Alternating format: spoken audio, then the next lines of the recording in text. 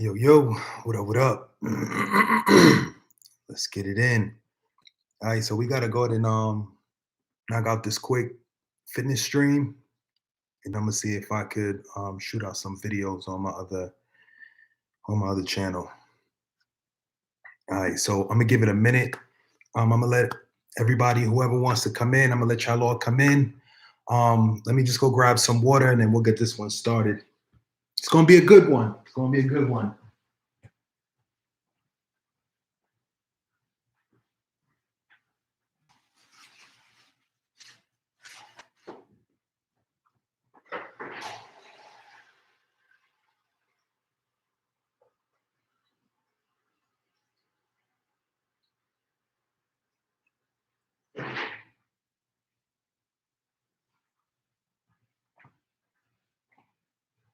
All right, y'all ready to go?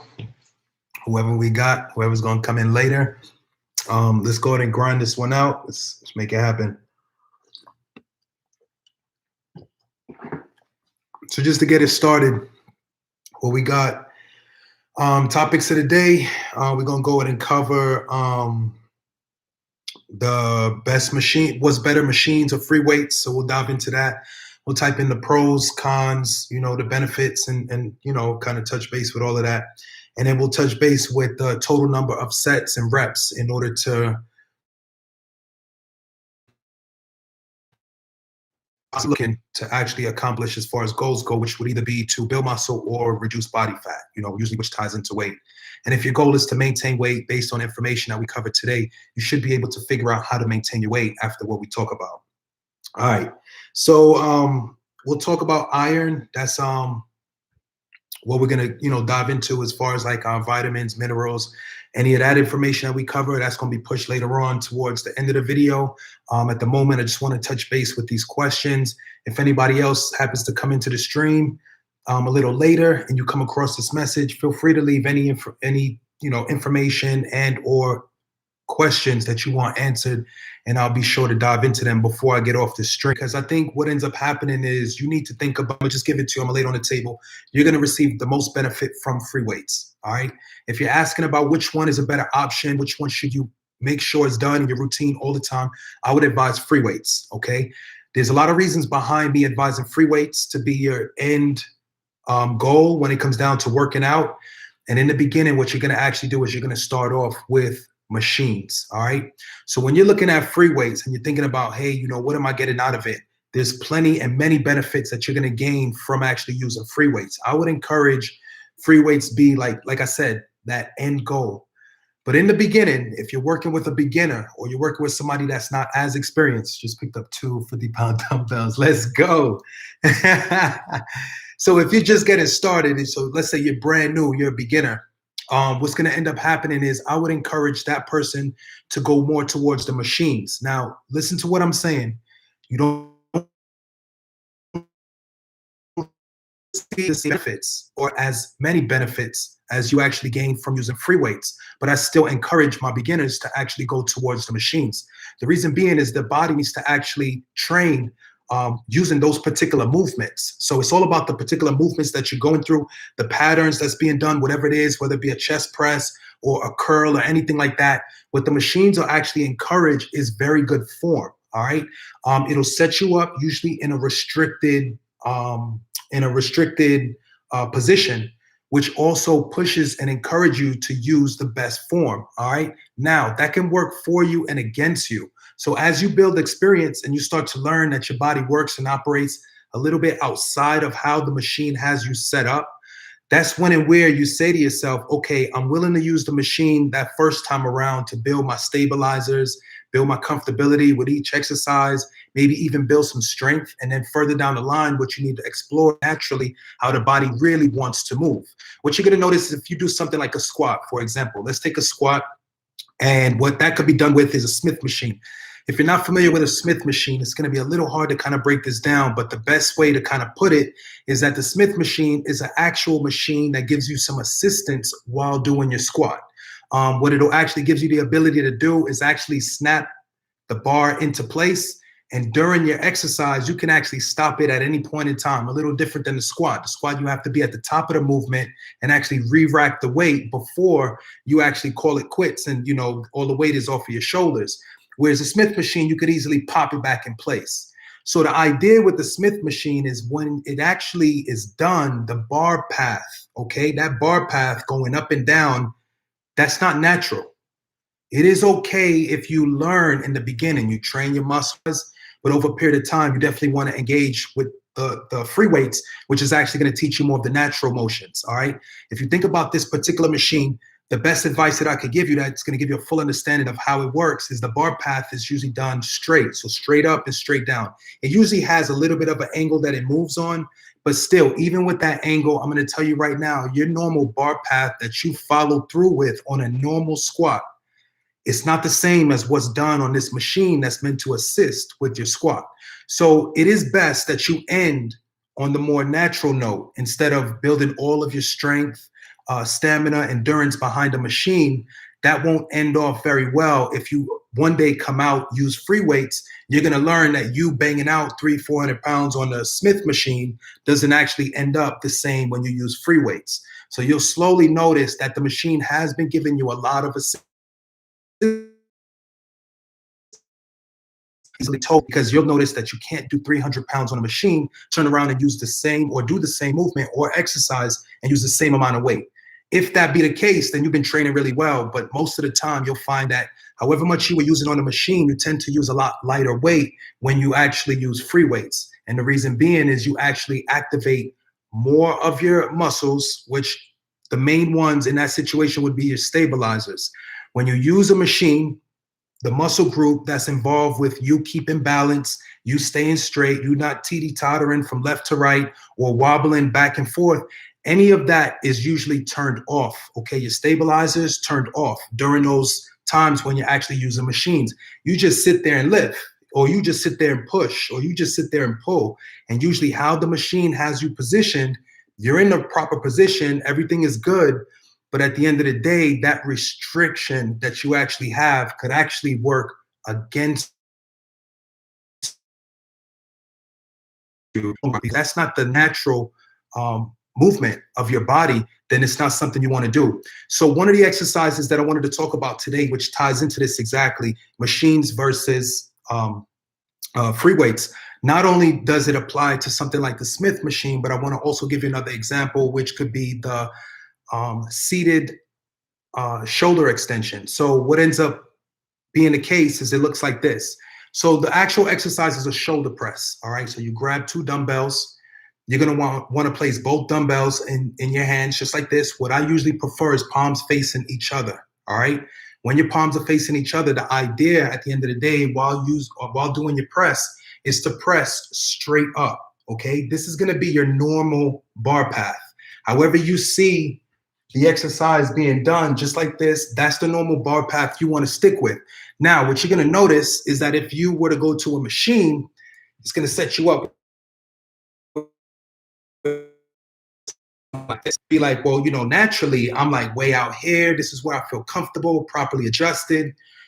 This is what you want to look at and make sure you focus on, because if you notice that you're building a lot of strength in that restricted, in that machine that gives you that much restriction, it's not going to equate to this. Again, push more towards the free weights. At the end of the day, by you utilizing the free weights in combination with the machines will give you a better result than using just machines or even just free weights. Now, what if you only have free weights? What I just described, it would be the case if you only had machines. Keep in mind that you have stabilizers. Those stabilizers will literally turn off if you were to stick with just machines. One last quick example I want to give you, something that I learned in my own personal experience, and you could actually experience this yourself if you like, and you'll find out real quick how much those machines do for you. This was my situation. So I went a period of time in my life between machines and free weights. So what I ended up doing is I ran a quick experiment, and I went a period of time, I believe it was anywhere between 2 to 3 months, where I actually utilized one machine and one machine only. The machine was actually called a chest press. So the actual movement of the machine is two grips are right here. You'll usually take the peg, you'll put it in the amount of weight you want to use, and then you'll go at it. So for a good 2 to 3 months, what I ended up doing is I ended up building my strength with this machine by itself. All right. I did not bench press. I didn't do any dumbbell bench presses. I didn't do any flies. All of the exercises that I'm talking about right now are exercises that stimulate and build the muscles in the chest. All right. So with that being said, I said, well, how much benefit and how much would I get out of using just one machine? So after using the one machine over this extended period of time, what I turned around and did after about 3 months is I went ahead and said, well, let me see how much strength has built, and I'm going to test it with a lot of people are very like stunned when it happened. I was myself, I unracked. So I got under the bench doing my incline bench, just like I would do on a normal machine. And the moment I put that bar over my body, this is what I got. Immediately shakes, shakes, shakes. And I could not stop the shaking. And what I noticed is by using a machine for that extended period of time, those stabilizers that I talked about, that was my firsthand experience witnessing them turning back on after being turned off for that long extended period of time. So now that they would turn back on, this is how it works. All right. This is how they come. They're literally waking back up. There are many exercises you could do, particularly balancing exercises that you'll find if you stand on one leg on a Bosu ball. Bosu balls are those balls that are like half and they're blue. So you stand on one of those on like one leg, you'll notice that you'll shake.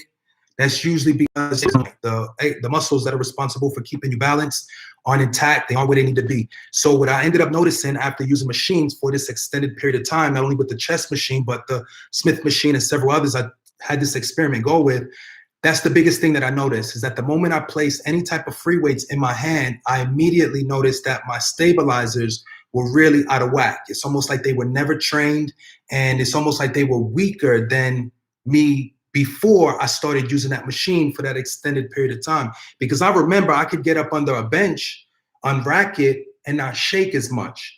But over the 2 to 3 month span, after continuously working on just that chest machine, it almost made my stabilizers weaker because when I went under that bench, I was bench pressing a lot more. Okay, so let me rewind.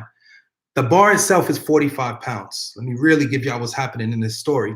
So I was training with a much heavier weight.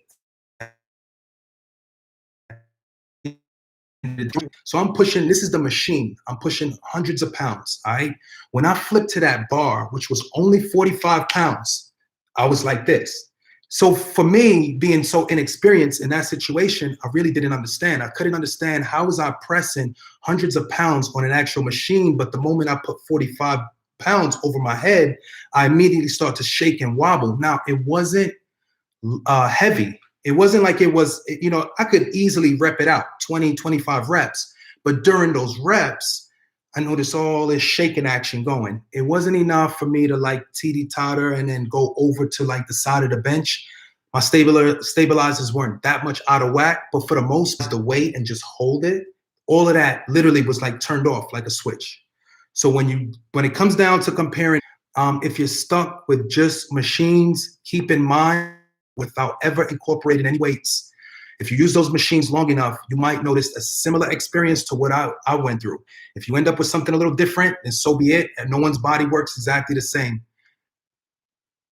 It says my connection is unstable. Please wait. We try recovering. Can everybody hear me? We good? One if it's a yes. All right, cool. So it says something about the connection. So for the most part, that's it. That's basically it. That's what it breaks down to, is if you're looking at what's more beneficial, you might want to drift towards free weights, because at the end of the day, I wouldn't advise just using machines. If that be your only way, I wouldn't really advise just the machines unless a doctor's instructed that. You really are restricted from using any free weights, anything of that nature. That's when you put away and rely on the machines. That's all we have. But if you have an opportunity to go between one or the other, it's either all free weights or free weights and machines. But it's not just machines, okay? Just machines, in my experience. I also have some clients who face similar things to what I've described just now. So with that being said, not only have I experienced it myself, my clients told me it's something that it'll be a little different in each person. I gave you the extended time, how long I ran the experiment for. Hopefully this will all kind of help ring bells. And if you need to actually feel the experience, because I was real stubborn in my whole fitness journey, and I like to experience a lot of what people describe to me. So as crazy as it sounds, after somebody gives me this much information, like what I just gave out to everybody now, that might be a possible case as to something that might happen to me. But I know for the most part, I'm gonna try and go against the grain and see if I come up with a different result. So I've been that guy that been doing things like that for a long time. And in a lot of cases, I have to prove to myself that whatever that person told me is actually true after I experience it personally. All right. So we kind of finished up on that. I only want to stay on it for like 15, almost 20 minutes now. And then I'm gonna move on to something different. Let me see what's going on in the chat. Everybody who's still in the building, thank you so much for showing up. On the animation says hi. Jericho Green came through. Grabbed his 50-pound dumbbells. AZ Driver says, yo, Jericho, nice. I just got a Rogue SM1 squat rack. It's awesome. Yeah, that's what I'm saying. So yeah, get whatever you need. You know what I mean? Just to get you going, just get you in the groove. And then over time, I would imagine that you would graduate. If you don't have a full-on great house, then I would definitely look to possibly graduate to that point, because again, you gain a lot of benefit from actually going out to the gym. It's almost like school. Some people could actually sit in their house, do a whole 9-month course and not really feel anything. Me personally, I needed to go into a class. I needed to sit amongst peers. I needed to be in that environment for me to really gain what I needed out of it. It's hard for me to really concentrate and focus on things at the house. The same thing applies with working out, because I've had gyms right downstairs in my house, in my basement. And I found that those have been the most difficult sessions to actually show up to, because it's that close. It's actually right in my basement, and my bed is right there, and the food is right there. And it's something that, it's a real challenge for me particularly. But if you end up benefiting from having a gym at home, then feel free to continue it. All right, so let's move on. So hopefully everybody got the main gist.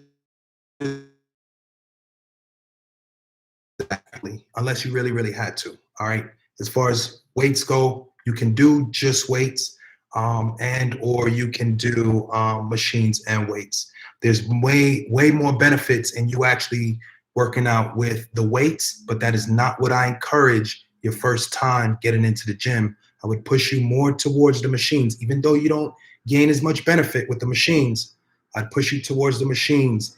Gain the experience with the movements, gain the strength with the movements, learn about the soreness, where you're meant to feel it.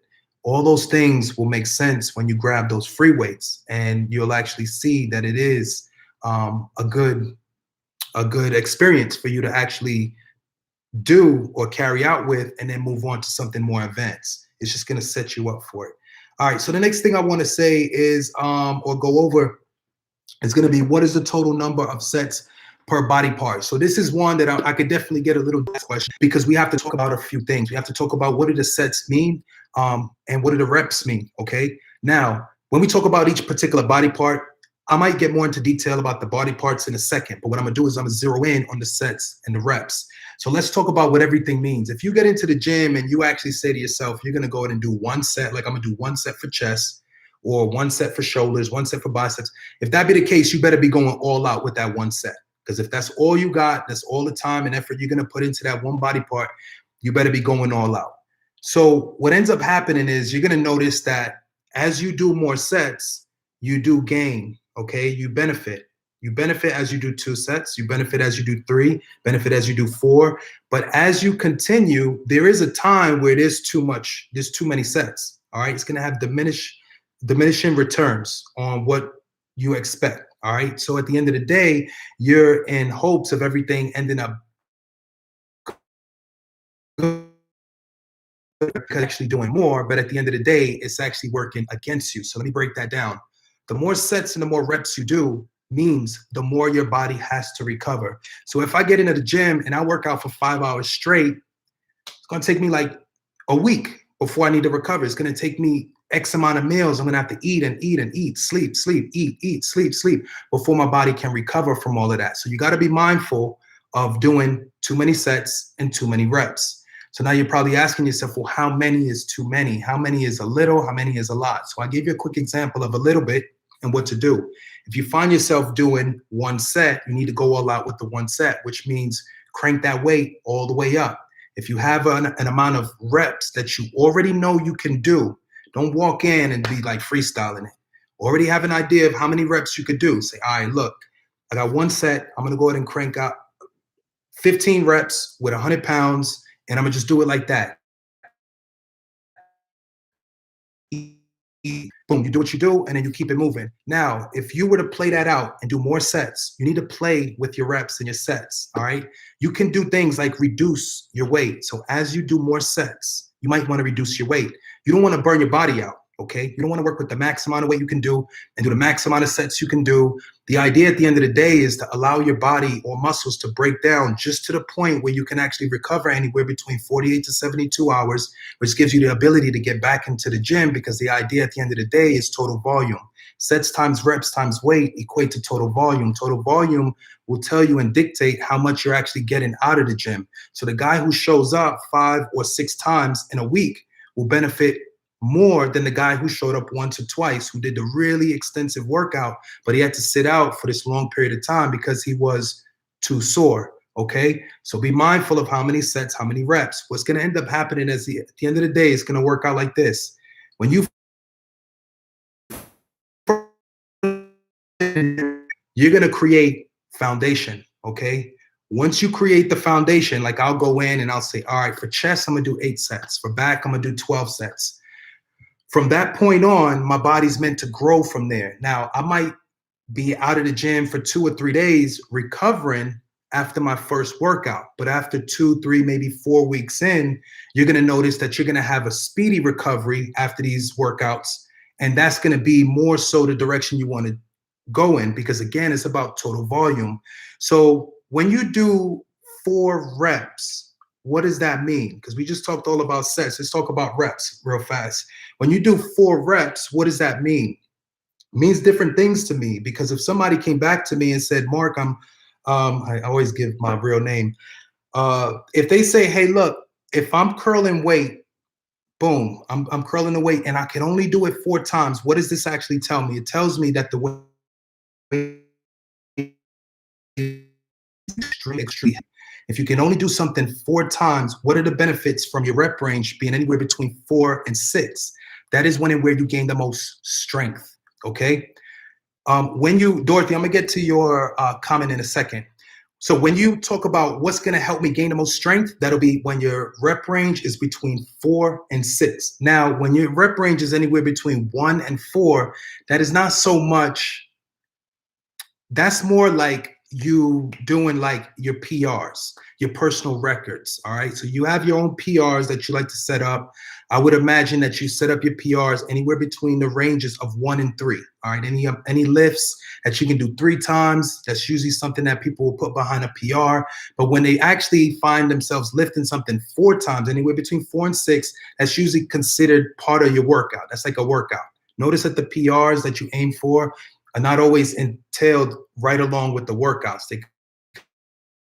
When you're looking at how many reps, right? So you're looking at 4 reps. What does that gain? Anywhere between 4 and 6. If you notice that the person is right there at 3, then they're lifting, they're doing 4, boom. You know that is a heavy weight. The most they're gonna gain and benefit the main area with that amount of reps, using the right amount of weights, anywhere between 4 and 6. Now, what happens after 6 reps? Let's say anywhere between 6 and 10. What happens at that point? Are we still gaining strength, or are we starting to shift into different things happening? The answer to the question is you're going to shift into different things happening. As you continue to increase your repetitions, you'll notice that you have to use a very particular weight in order to get to a certain amount of reps. It has to be a lighter weight. If the weight is so heavy that you can only do 4, that's considered a heavy weight. So a lot of repetitions can go higher than 6. You can go to 8, or you can go to 10. What are the benefits from you actually going between that 6 and the 10 range? So different things start to happen. Your muscles start to build stamina. They start to build endurance, because now they're actually going for a longer period of time. By your muscles going for that longer period of time, the stamina and endurance is a good thing to be applied to burning body fat. You'll find that, yes, you still do burn body fat while you do your heavy lifts, but it's just not triggered as easy as if you do a lighter lift or a moderate lift and play that out for a longer period of time. Because when you lift moderate and you play that out for a long period of time, the benefits are far greater than the heavy lift. Okay, the heavy lift usually requires a different type of energy. The body will usually try its best to tap into your carbohydrate stores, because you handling such a vigorous form of exercise recognizes that your form of activity is not very high in intensity and not very too low in intensity. It might trigger those fat stores to be utilized as its source of energy. So let me give you a quick example for those that may not be all the way up to speed with what I'm describing. Let me give you a quick example. Let's say I eat carbs, protein, and fat, right? That's what I advise normally in every single meal. I just tell you to actually apply different percentages each time you eat. Further into the nighttime, usually you cut back on carbs if you're trying to lose weight. Further into the nighttime, you can actually maintain carbs or push them up a little bit if you're trying to build muscle. You might store some fat, but yeah. So let's talk about this. So what I'm basically describing is if I were to turn around and sprint. So I've been eating carbs, protein, and fat throughout the day, regulating my amounts as needed. I'm and both say to each other, all right, let's burn some calories.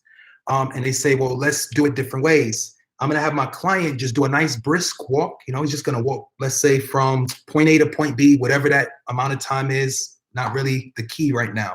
We're just looking at the type of activity, all right? Is he walking? Is he running? How fast is he going? So he's gonna walk at a moderate pace. So he's moving, he looks like he's going somewhere. He looks like he has a purpose. He can carry a conversation, everything is cool. I, right alongside, turn around and say, all right, well, you're gonna walk to the end of the parking lot, moderate pace. I'm gonna sprint to the end of the parking lot. All right, so let's talk about the two individuals and what type of fuel they will possibly utilize. I don't know, I'm not in their body. I can't really tell exactly what they're gonna tap into. It's just research and study has come up with this being the case. If I actually turn around and I sprint to the end of the parking lot, at the end of the day, I'm gonna utilize as okay. Body doesn't like fat either. The fat calories, the protein calories are not that juicy source of energy that the body's looking for. The body's looking for the carbs. So whatever it is, the potatoes, the rice, the pasta, the cookies, especially your simple carbs, your orange juice that was drank immediately before that workout, all of that stuff is what's going to actually be what the body decides to utilize if you decide to just from point A, take off and sprint to point B. Your body wants carbs, a much richer source of fuel. Your body doesn't like protein. The body considers protein to be a very poor source of fuel. Everybody out there knows if you've been on a low carb, high protein diet, you walk around really sluggish, you hate the world, it's just not a great source of fuel. You don't feel rich in energy at all. Mind you, if you go the other way and consume,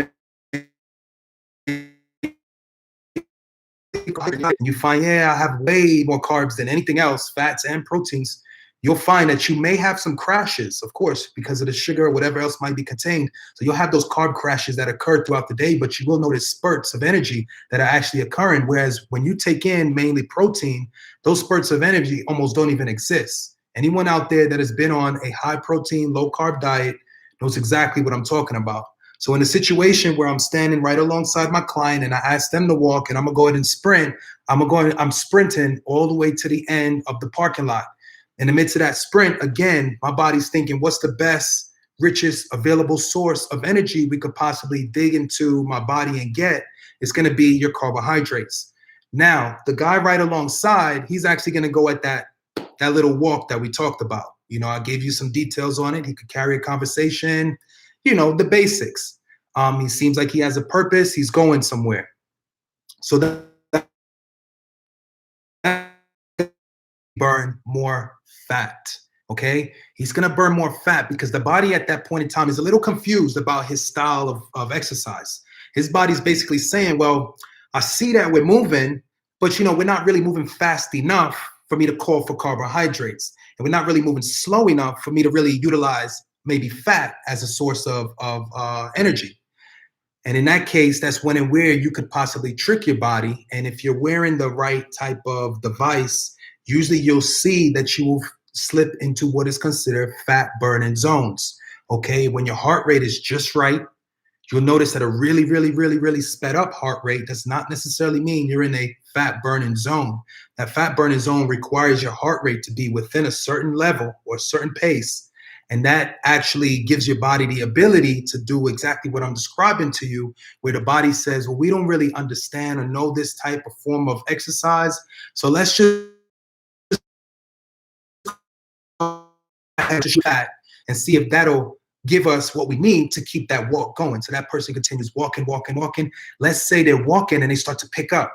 Boom, they start going a little fast and the body's like, whoa, whoa, whoa, whoa. So we just now thought, or we were under the impression, this is the body kind of speaking out. The body's like, all right, we were just now under the impression that the form of exercise was only going to be this much in intensity. So we thought that utilizing body fat was a great source to actually go ahead and dump out. But now that you've actually sped up your walk, because you're like, oh, that was just a little too slow. Let me go ahead and put a little extra into it.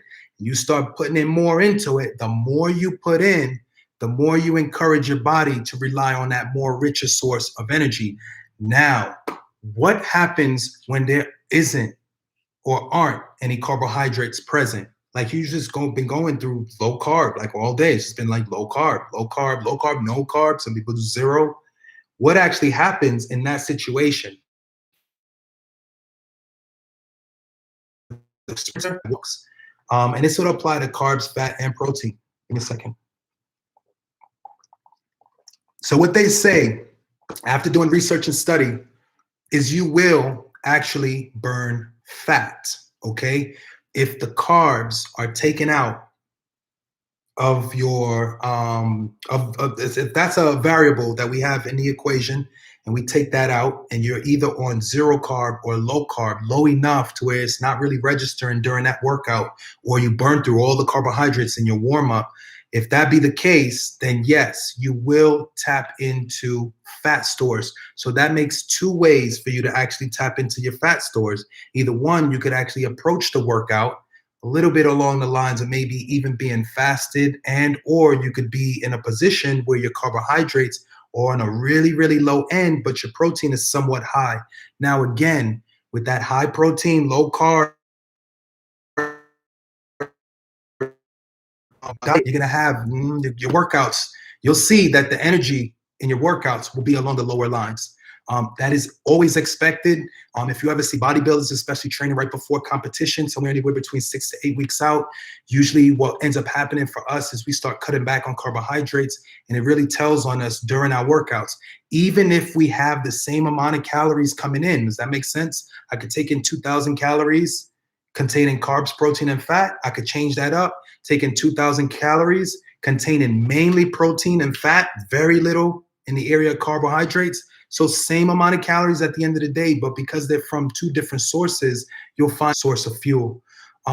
So for the individual who sprints, he has no carbs in the system, he's sprinting. The sprint is going to be very, very, very, very difficult, okay? Because again, doesn't have that rich difficult it's going to be, as difficult as it's going to be, because of his energy level being so low, because of low carbohydrates, he can still tap into his fat stores. It's definitely something that I would encourage as a switch up for whatever you normally do. So you would also do what I instructed in this example that I'm giving you, a scenario. I instructed my client to actually do that brisk walk. So if you were to do the brisk walk, right, no carbohydrates in your system, that'll actually work in your favor in the same or similar fashion. When your body looks out and says, hey, you've hit a point where it's comfortable, and it decides to utilize fat as its source of fuel. So boom, sends out the fat. The moment you turn the intensity up, your body's like, oh, I think we need carbohydrates, because the intensity is hitting a point that's just too high for us to really maintain. So let's pull back on the fat. Let's utilize that as a more richer source of fuel. But let's say the carbs aren't present. All right, the next thing your body's going to try and utilize or work on is going to be protein. So you'll probably have some leftover calories from whatever you consume throughout the day. If it's a low carb diet, You're going to consume protein. So you're going to have some extra proteins left over in your system. Your body's going to try to rely on that. And as far as a source of energy, keep in mind that this person is at a brisk walk. This will probably be okay for that person that has consumed mainly protein. Because again, protein not being the richest source of fuel, giving you the best energy, you don't need all that much energy if you're doing your brisk walk, unless you're going for a long duration. If you're going for a long duration, then yeah, that'll definitely tell on you. But for the most part, if you were thinking, hey, is it going to benefit me to actually get out there and walk with very little carbohydrates in my system, many more proteins, and is that going to really affect my workout? I would actually say yes. You're probably going to feel more carbs, obviously, but it's not going to be anything compared to what the sprinter will feel. The sprinter is going to be dying. He's literally going to be dying because he'll have, it's muscle memory. You're going to already have an idea of how long you can sprint, how fast you can go, things like that. And you'll start to know the performance is really torn down on so many levels when you actually cut back on the carbohydrates. All right. Let me dive into a little bit. Oh, Zach, you said the video cut out for a second. Oh, man, I should have been paying attention. Let me see. Let me run over the chats, the comments real fast. All right, it says Dorothy Perez, I'm on this new medication for allergies and it causes dizziness and nosebleeds. What kind of exercise can I do that won't affect me so much but be effective? Oh, wow. That's funny that you even have that question because you need machines. As crazy as it sounds, you need machines. So if this makes sense, let me break it down for you. So what this subscriber is actually asking over here, if y'all see or look at her question, she's basically mentioning that she's on a medication and it's for allergies. So of course, nobody wants to deal with allergies. So that medication could be possibly taken, let's say all throughout the day. Or it'll be taken in order to work on her all throughout the day. But while taking the medication, it seems to be causing dizziness and nosebleeds. What kind of exercises could be done that won't affect her so she possibly won't suffer with this? The most I could encourage is exactly what we covered today. The most I would say, Dorothy, is to drift more towards machines. The reason being is just the example that I just gave.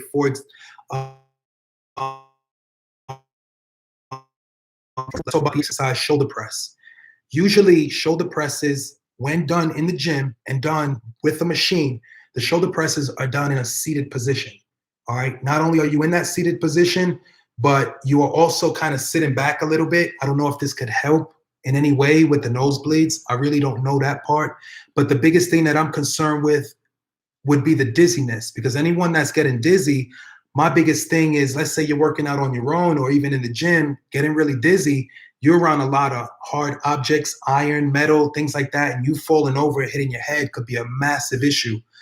So my biggest thing is the dizziness being the concern. So the idea would be to encourage you to go more towards machines.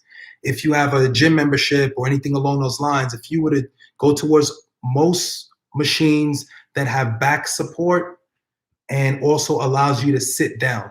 All right. One thing that I would take precautions is that are done above the head. For whatever reason, if you notice that it affects you in any way, you're feeling kind of dizzy after doing an exercise done above the head, then definitely refrain from that exercise, come back at a different time, or maybe, it's not something for you at the moment. But I would definitely say be mindful of the amounts of weight that you use, okay? So when you use a certain amount of weight, it causes the body to spend a certain amount of calories. So if I have a client that's telling me, I suffer from cases of dizziness, I would never encourage really, really heavy weight. We all know what happens to many, many deadlifters. Y'all see those deadlifters get down? They do the deadlift, and after the deadlift, they just pass out. That's the toll that's taken on the body when enough weight is actually lifted. So what I would encourage for anybody that's feeling any type of dizziness, if ever that is felt while you're exercising, I would encourage a lighter weight. It doesn't take so much of a toll on that. Being said, I mean, you should eat to, knock out however many reps you're doing, however many sets. And if you were to feel any bit dizzy, you would hope that it's not to the degree as you would feel it to if you were working with maybe your normal amounts of weight or the challenging weight that you're really trying to get to. I would just, hold back on anything really heavy at the moment and kind of go from there. But machines, machines, machines to start. And then there's some free weight exercises that could be done on a bench, which would actually help too. So hopefully I answered most and all. So many, it's like, it's countless. That's not the thing. My thing was the time when this guy started. So that's been my biggest thing that I've noticed over a period of time for many individuals who've come in, they've worked with me as a personal trainer. What ends up happening is these people over time end up having a lot of injuries. For whatever reason throughout their life, they grab bags the wrong way, they lift kids the wrong way, they get in and out of the car the wrong way, just little things happen throughout their life that over a period of time they hit a high number in age. And after they hit that high number, they kind of like, man, I'm never going to work out. I won't ever be what I used to be or anything like that. Well, this particular guy started at 49. If I end up finding a story, I'm going to play in the next show that I do.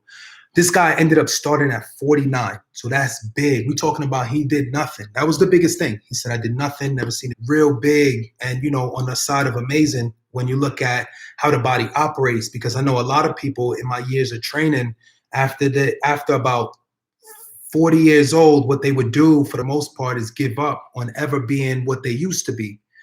But this guy was foolproof. I know everyone's body works a little different, but if your body allows you that,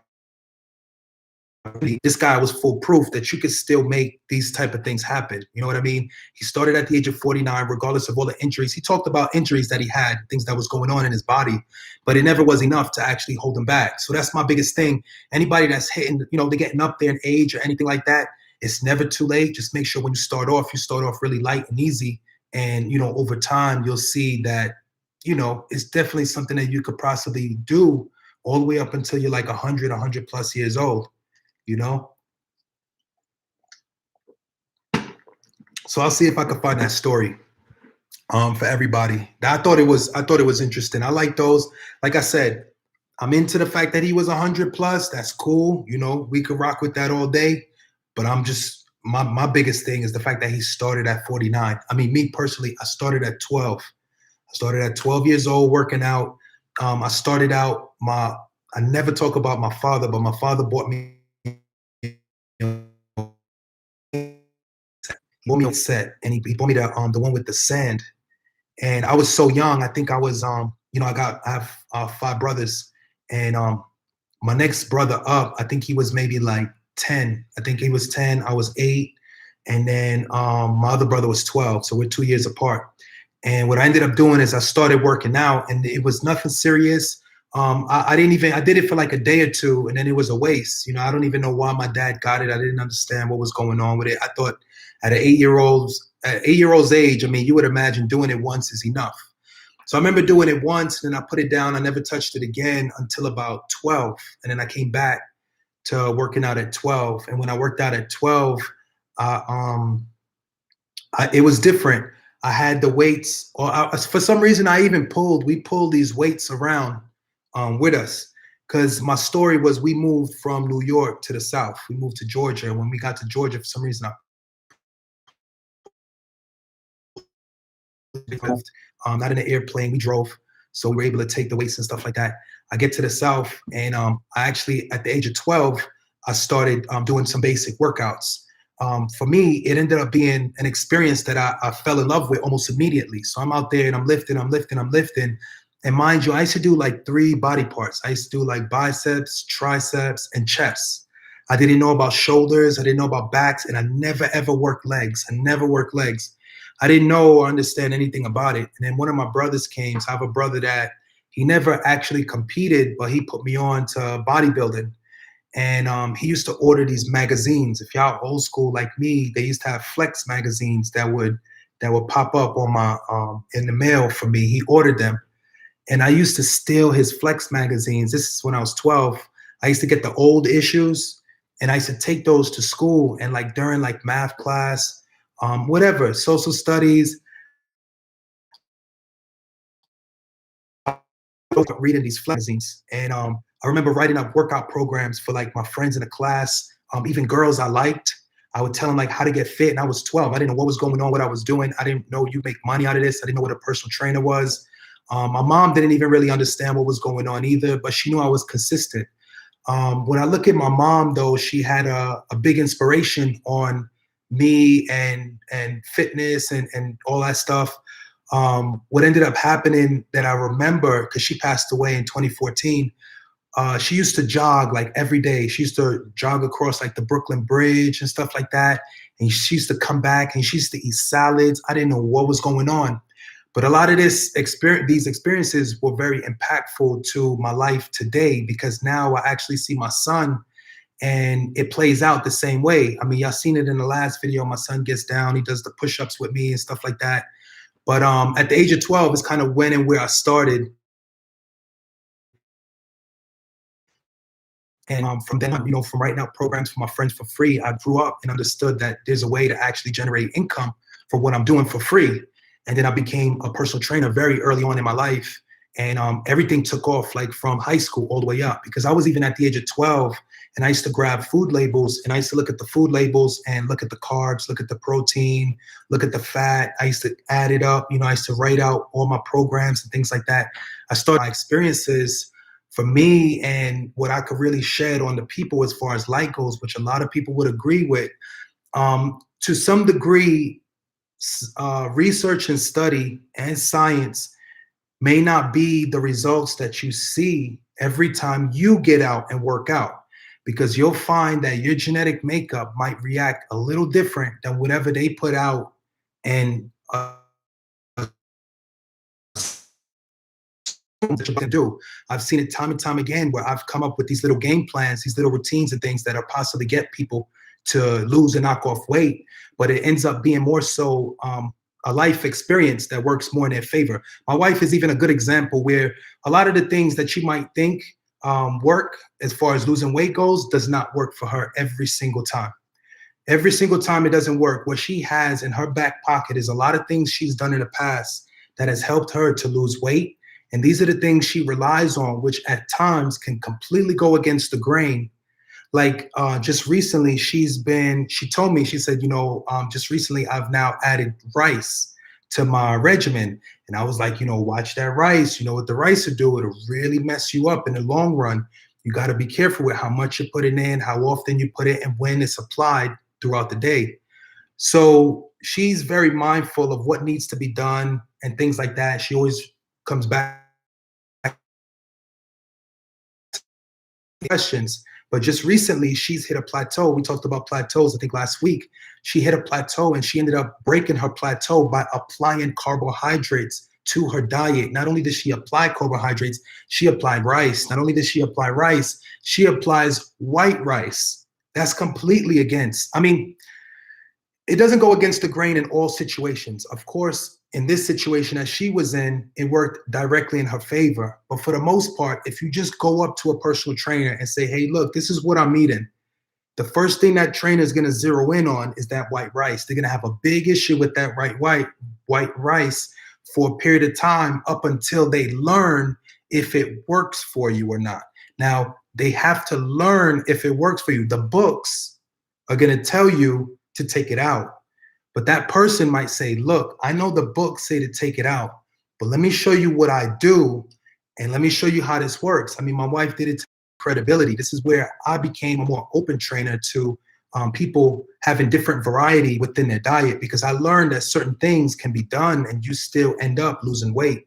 I've seen clients come in and do it and they'll literally say, hey, I had wine and pizza last night, and they'll weigh the following day and they'll lose weight and gain muscle. Why? Because their body at that time desires calories. It doesn't care where the calories come from. It doesn't care that it's from wine. It doesn't care that it's from pizza. If you deprive your body long enough without enough calories or carbohydrates, the moment the carbs actually go in, I told y'all before, when those carbohydrates are consumed, if your body's in the right stage, it's most likely will utilize the calories that are consumed and use those calories to actually burn body fat. Right? That's the example right there. Have somebody work out really, really, really hard, take in some carbs, protein, and fat, come in and weigh the next day. They're gonna get a bomb ass weigh-in. It's gonna look real good because they're giving the body, they're breaking the body down and they're giving it what it wants. It needs to recover. White rice is my favorite, unfortunately. That's where the issue comes in. So the broleed, I think that's how you say it. So the broleed, I like that. I like any comments, y'all. Feel free, just say what's on your mind. So the broleed, I want to just touch base with this real fast. White rice is my favorite, unfortunately. So this is my thing in personal training in general.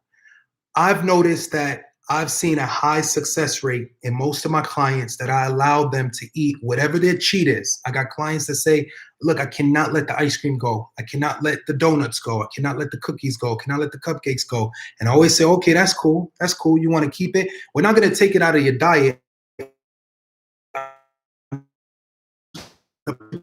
We're going to make the best of those calories. They're not going to be stored as body fat. They're going to be utilized in different ways, maybe for a source of energy, maybe for muscle repair. We're going to make sure that when those calories are actually taken in, that it'll actually work for you, not against you. So that's the position that I would encourage my clients to be in. Now, the clients have to take a little bit responsibility on their end, and they have to always moderate the amount that comes in. I'll open up that door to allow you to eat ice cream. I'll open up the door to allow you to eat any type of food you actually want. But what you'll find that might come with is going to be a really, really, really, really intense workout. And I like my clients to brief me. They'll come in and they'll say, hey, look, I got this party I'm going to Friday. There's going to be a lot of drinking and a lot of high calorie eating. And I don't want to be restricted at all. The best I could do is I'll say, when is the next time you see me? I would like to see you either Thursday or Friday morning. If I could get you in enough muscle. So all the cheating you do, all that high calorie eating, the wine you decided to drink, none of that's really going to have that big of an effect if we actually have some broken down muscle. And most of the calories that are consumed that night that you want to go out and party, most of the calories that are consumed will go straight to muscle repair. The biggest thing that I advise is if you're going to consume a lot of alcohol, make sure you consume a good bit of water either before, during, and or after you do your little drinking phase. Because the biggest thing that I say that will mess you up is if the alcohol sucks that water out of your body. And even though you're consuming all these carbs and high calorie meals, without the water being present, it's not putting your body in the best position for you to burn fat or build muscle or anything like that. So along with the alcohol that's consumed, you would also want to see if you can drink some water. I'll tell you my own personal experience. I can't drink water before I drink alcohol. I want to drink water while I'm drinking alcohol. And if I find myself drinking it after, that's usually if I haven't consumed a lot of alcohol. Let's say you consume a lot, you pass out drunk, you wake up the next day, you had pizza, burgers, fries, a lot of alcohol, you're drunk, you wake up the next day, it's cool, it's cool. You need to go straight to possibly seeing how much water you can consume without throwing up, because you'll be in a position where your stomach could be a little queasy. We all been in that stage before, and water is not going to be your best friend at that time. So what I'm in favor is if you consume small increments of water, so up until the point where your body can withstand more, and if you can get in as much water you can possibly take in and give your body or put your body back into that stage where it can actually utilize the carbohydrates from last night and the water that's being consumed and have that all go into a muscle repair phase. And that's the idea that you want to push towards if you decide to go out and party and drink and all that stuff. And I got off to that tangent because the bro lead talked about white rice. And my biggest thing was that if you have anything that happens to be your favorite, you just gotta have it. That's how I go about allowing my clients those types of foods. It's usually done with a really bomb ass workout prior to that meal. I don't target the bomb ass workout after those meals. that's your last bet. I mean, if you come in and you're like, man, look, I didn't know this was going to happen, burgers and whatever else, then I would say, all right, yeah, I'll kick your workout into a higher intensity. We could carry that out. That's cool. But the benefits that you'll gain from actually doing a high intensity before you cheat are far greater than actually doing it after. Now, it could be similar on different scales. You know, some people might say, hey, I've seen the same results when I went ahead and decided to carb up after. You know, it'll just be based on the person. All right, it's individualized. The Broly said, thanks, man. Main.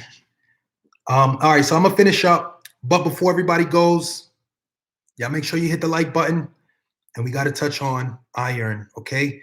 So I'm on another screen. I didn't have my share screen option because I'm on YouTube Live, not my usual StreamYard. So with that being said, let's cover this topic real fast. So let's talk about iron. Let's talk about what it does. Reading this straight off of Google because I don't want to miss any words or anything like that. Iron. What does iron do for the body? Iron is a mineral that the body needs for growth and development. Your body uses iron to make hemoglobin, a protein in red blood cells that carries oxygen from the lungs to all parts of the body, and myoglobin, a protein that provides oxygen to muscles. Your body also needs iron to make some hormones. So let's look at foods that contain iron, or this right here is giving me the best sources of iron. What it's saying is dried beans, dried foods, eggs, iron fortified cereals, liver, lean red meat, especially beef, oysters, poultry, dark red meats. It gives you an opportunity to click in with items. If you would like to go ahead and dive in and see what other areas and places you can actually get your iron from, feel free to jump in on Google. It's not far away. This isn't something Google hides or makes, you know, hard to get to or anything like that. For the most part, nobody really tampered with the fitness industry. I think a lot of the information that you find online is trustworthy and reliable. It's just really to what degree, because remember that everything is individualized when it comes down to fitness. So even though you might read something like, hey, if you want to lose weight, you need to do or exercise 3 times a week, where in actuality, you really need to work out 6 times a week.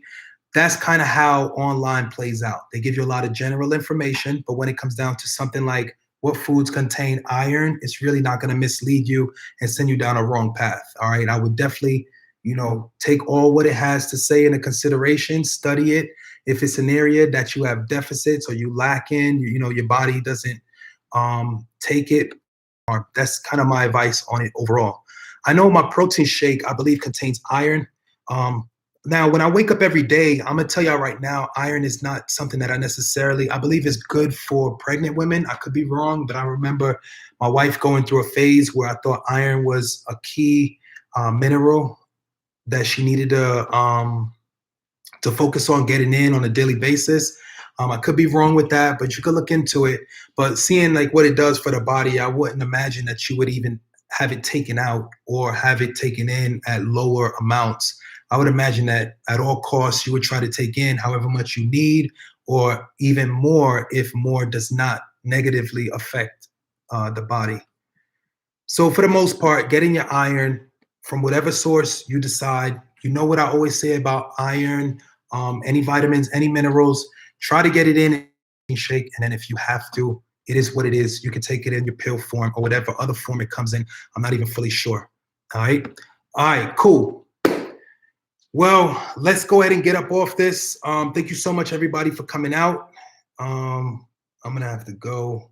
Oh, okay. We got a question before we go. What is the best protein powder? Best protein powder is going to be, I'll get you mine. Well, I'll show you mine. I'm not trying to sell it, but I'll show it to you.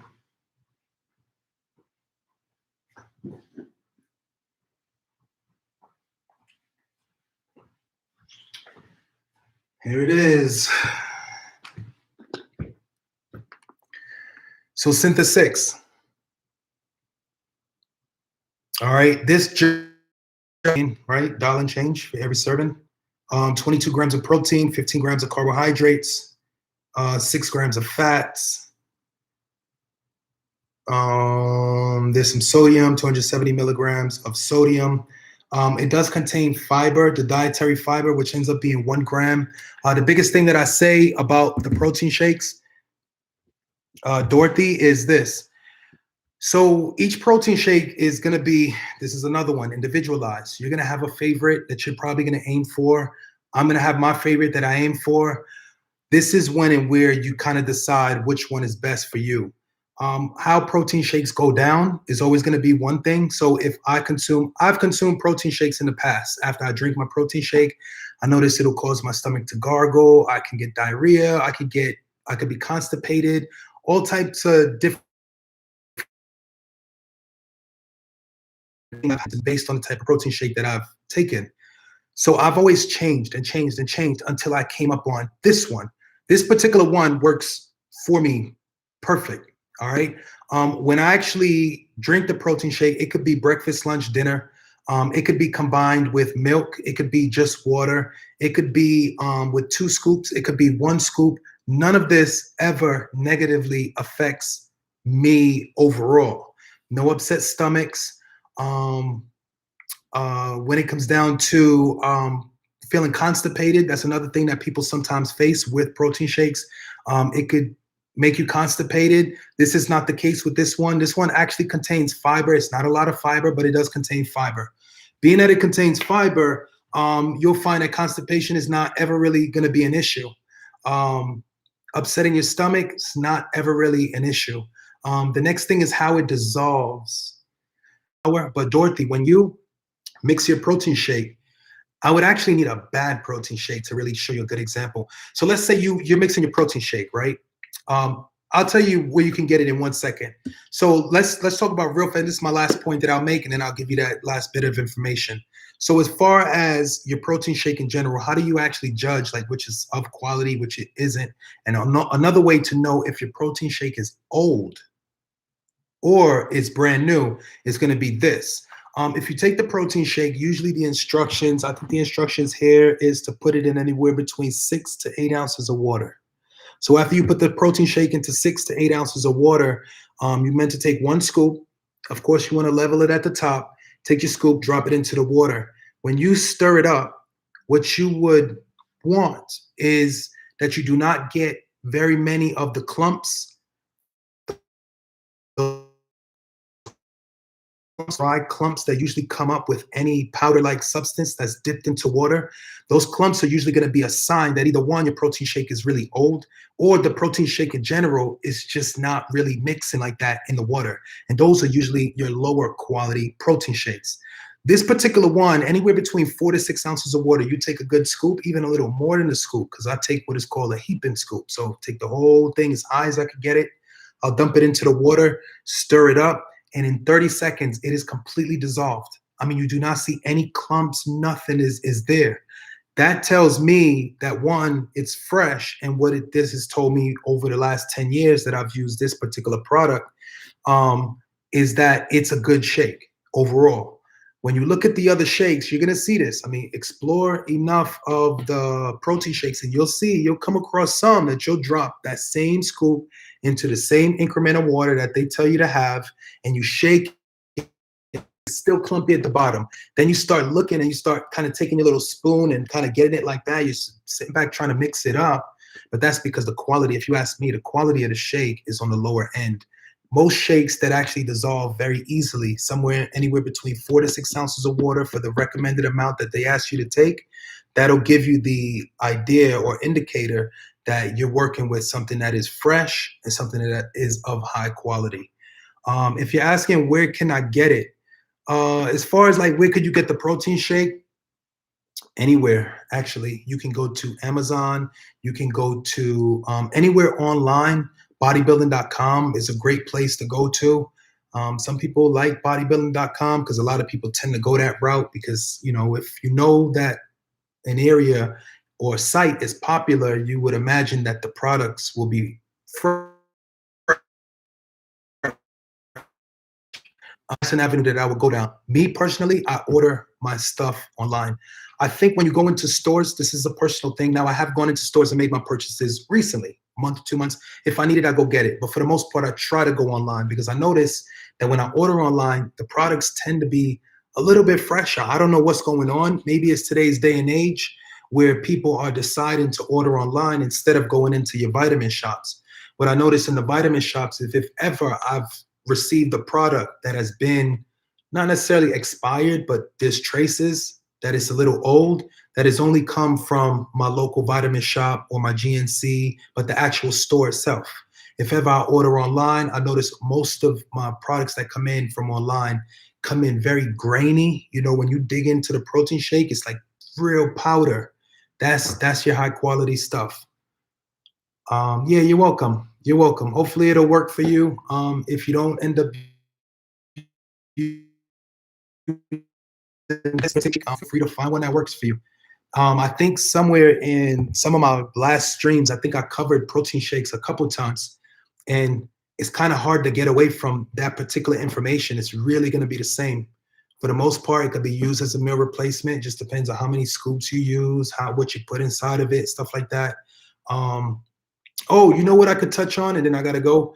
What's the difference between your protein shakes that contain carbs and your protein shakes that don't contain carbs? Because this one contains carbs. It has 15 grams. So the protein shakes that contain carbs and don't contain carbs, I'll fly through this real fast. So the ones that contain carbs, I prefer. And a lot of people would say, oh, but I'm on a low carb diet or I'm on a no carb diet. If you're on a no carb diet, then I guess you might want to find a shake that contains no carbs. If you want to keep it as clean as possible, you stay zero carb. If that's your goal, then so be it. There's some benefits that you could gain out of that, but I don't advise it. What I've advised since my first video, and I tell y'all this all the time, I even said it at the beginning of this stream, when it comes down to carbs, protein, and fat that you decide to consume, at the end of the day, it's all about percentages, okay? You're meant to actually consume protein, carbs, and fat. You need all three macros, all right? When you consume carbs, protein, and fat, that's more of what your body desires in order to make any change in your body. When you're talking about muscle building, burning fat, anything that you probably want is better done with carbs, protein, and fat in the equation.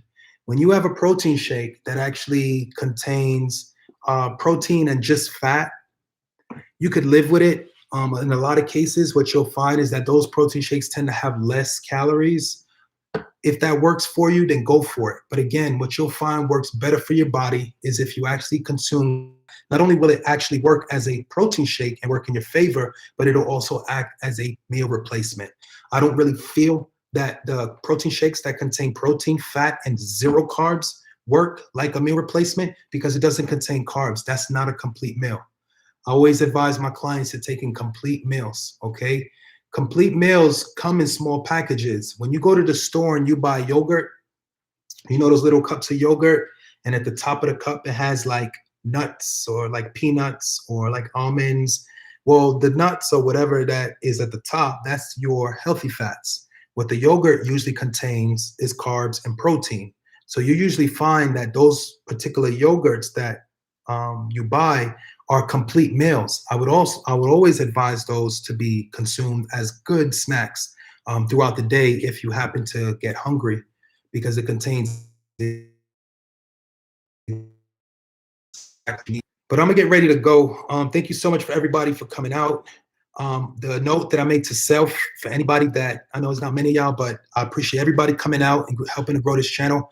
For anybody that was looking out for me on Friday, this is what I'm gonna do from here on out. I'm gonna give y'all my word that I'm gonna try to actually check in every single day, Monday through Friday, especially on my fitness channel. On the other channels, it works with the world. You know what I mean? There's no really telling when stories will come, but I do it when I can. But for the most part, what I'm gonna basically say is that I'm gonna try to get on this at least 5 days a week to give y'all this type of information, push and encourage everybody to be more fit. But I'm gonna have Fridays like what went down on Friday. I mean, I know I said on Thursday that I was gonna check back in, give y'all a nice little video on Friday. I just couldn't make it, man. I had a lot of stuff going on. It is what it is. I know y'all gonna stick in there, stay instead of committing to these days, like, hey, I'm gonna be here tomorrow. Just look out for me. I might be here, I might not. For the most part, based on my schedule, the chances are high I'm gonna be here. Let's just put it like that. But for the most part, y'all look out for me. I'm gonna definitely show up as often as possible. It may not be every single day that I want to commit to, but I'll be here as often as possible. All right, bye, Dorothy. Thanks again. I will look out. Yeah, just and then, like I said, as this grows, I'm gonna definitely construct the time and all of that stuff and see kind of what goes on. 15-year-old son is the same way. He is all about health. Oh, so Dorothy, I didn't even see that. Oh, let me rewind because I see we got some comments come in, and then I'm gonna probably check out after I cover these comments. Zach Kaleha, if you're still in the building, thank you so much for conversing with me and giving me the necessary communication and know. Dorothy says, thanks for your input. Texas Meg, so instead of cereal before my morning jog slash walk or walk slash jog, I should have my hard boiled eggs instead. Oh, hopefully Texas Meg, you still rocking with me, and I'm gonna cover that question. Let me go ahead and finish it out with the comments, and then I'll cover Texas Meg's question. So Dorothy Perez, my 15-year-old son is the same way. He's all about health. You keep pushing him, he'll definitely be like the man very, very soon. Longevity is key. It's all in the health. The Broly said white rice is my favorite, unfortunately. The Broly, thanks, man. What is the best protein powder? Where can I get it? Thanks for the info. Bye, CG. All right, cool. So Texas Meg, for some reason I bypassed your question. So let's dive into this. So instead of cereal before my morning walk slash eggs. It depends. It depends because what you're doing is okay, so this I need to backtrack a little bit. So when the carbohydrates are consumed after the workout, remember the instruction that I gave is to see the best results, open up your body's opportunity. The best idea is to consume your carbohydrates after your workout. So what Texas Meg is basically asking is, so should she eat her cereal after the walk slash jog?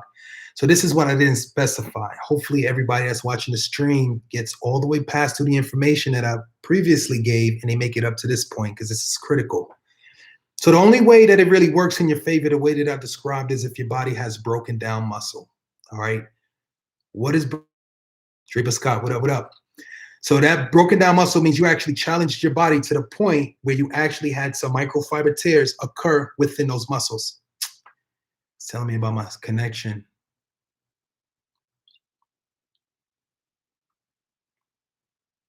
I'm gonna give it a second.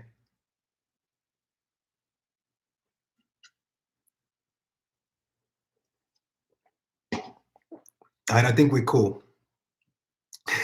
Scott, always be on it. Yeah, I trained today. I actually trained twice today. I got to go back for the third session. So yeah, so back to Texas Meg. So listen, this is the piece of information that I didn't give a lot earlier. So the most important thing that you need to understand, if the carbohydrates are going to be consumed, let's say we talked about the cheat meal, the guy who went out. Remember we talked about that scenario. The guy goes out, has a bunch of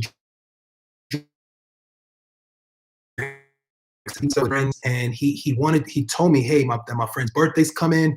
We're gonna be going out. We're gonna be drinking. Can you set me up so my body won't face the backlash from the high calorie foods and the alcohol? And I instructed that guy or that person to do their workout before doing all the partying, because if they do the workout before the partying, most of the calories that are consumed after the workout most likely will go towards muscle repair. If the calories go towards muscle repair, the chances of it being stored as fat are slim to none, because most of those calories are going to make you bigger and stronger. So the biggest piece of information that you got to understand, the process will only happen is if there's actually muscle breakdown. You have to work on hypertrophy. You have to have microfiber tears that have already occurred within those muscles when you walk out of the gym. So it's like this. Let's talk about the example for those that don't fully understand what I'm saying. So when you work out, and I always like to 13, and then I'm going 14, I'm at 14 reps, 14, I'm struggling, going. And then my trainer's like, one more, one more, one more. So I let it go down. Then I bring it up, bring it up, bring it up, bring it up, bring it up. Okay, let's talk about this. So during this time of strain and struggle, okay, we're lifting, lifting, lifting, lifting. During this time of strain and struggle, what's occurring underneath the skin, which you can't visibly see, is there microfiber tears that are going. When you wake up the next day and you go, oh snap, like what happened to my arm? Like what is all this soreness? The soreness that you feel are the microfiber tears that have occurred within the muscles. That usually occurs when you work on weights.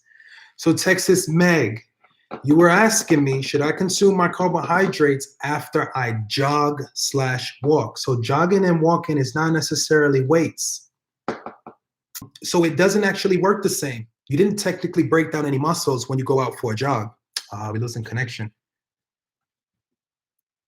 All right, I think we're good. We lost connection. All right, so you didn't technically break down any muscles when you went out for the jog.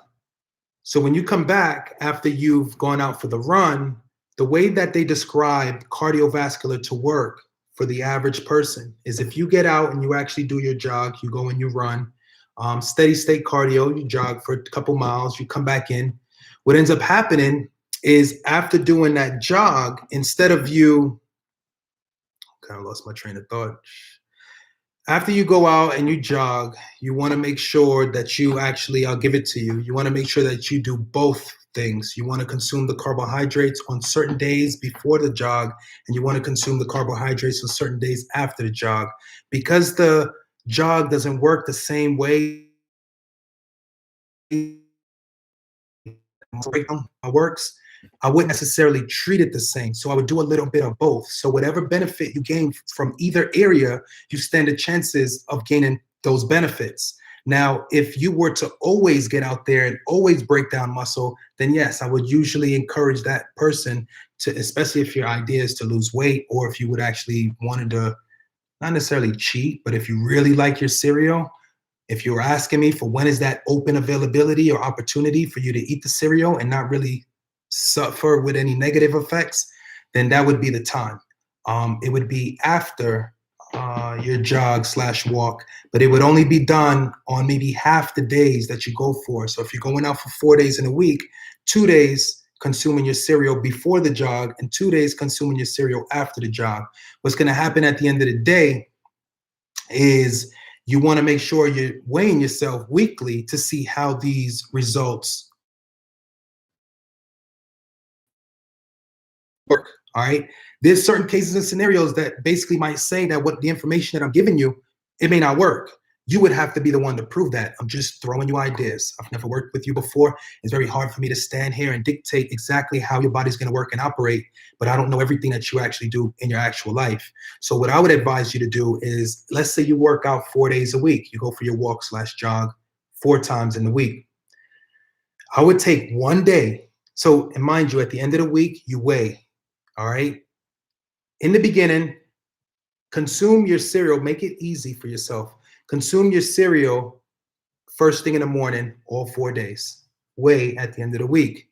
Next week, consume your cereal all 4 days. Weigh at the end of the week. Following week, consume cereal all 4 days in the morning. I'm sorry, in the morning. This is before the jog. I'm sorry. So before the jog, make sure you're consuming cereal 4 days and track results. When you're ready and you feel like you've built up a concrete pattern of what usually happens, now you need to throw the wrench into the system. By you throwing a wrench into the system, you need to take one day out of the 4. All 4 days, you're consuming your cereal before going out for your jog, and you're looking at your results at the end of the week. Hopefully, the results look good. If you're looking at something that you could change, if you say, I'm not seeing the results I want, what could I possibly change? You could change something as simple as consuming your cereal after your jog. But the only time I would say for it to be done is after you've created a pattern over a period of 4 weeks.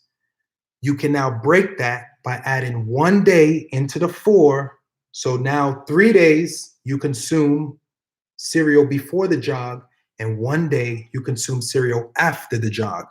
And you need to track a pattern week after week after run on my clients, similar to what I'm describing now.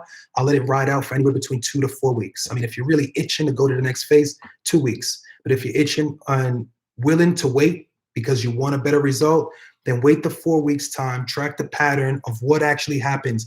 Let's say you consume your breakfast after you jog one day, and the other 3 days you consume your breakfast before the jog, and you notice that you knocked off 2 pounds while doing this. And consecutively, on a week to week basis, you're knocking off 1.5, 2.5 pounds, much more than you normally have been knocking off. Then this is something that I would encourage you to do for a longer period of time. I would play it out for maybe 6 weeks.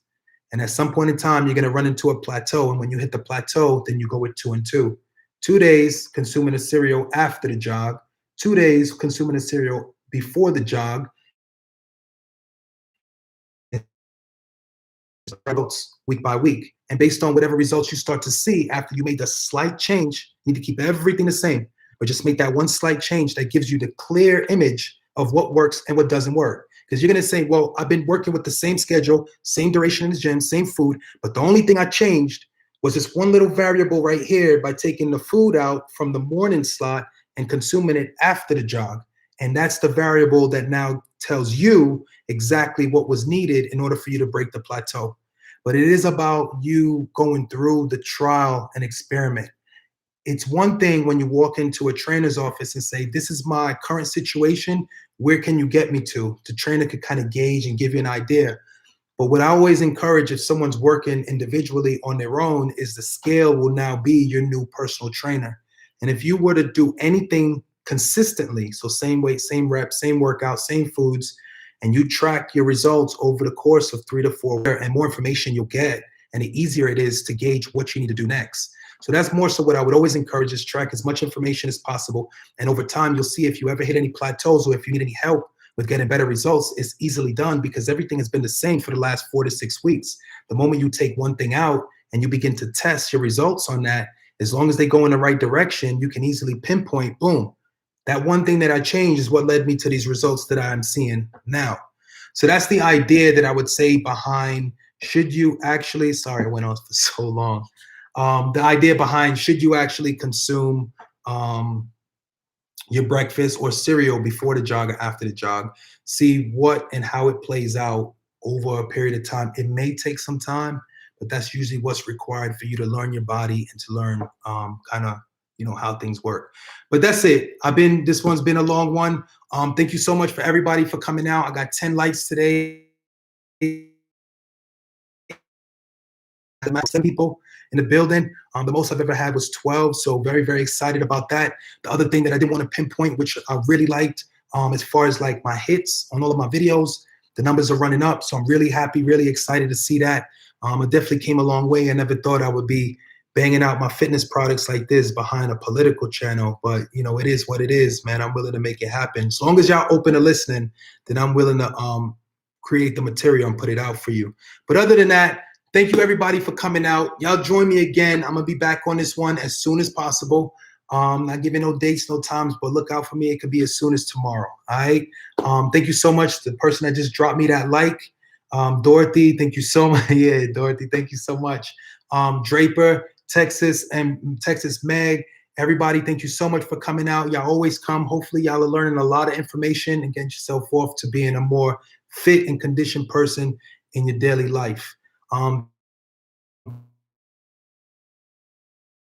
gonna go off this one. Y'all know what it is. I'm out.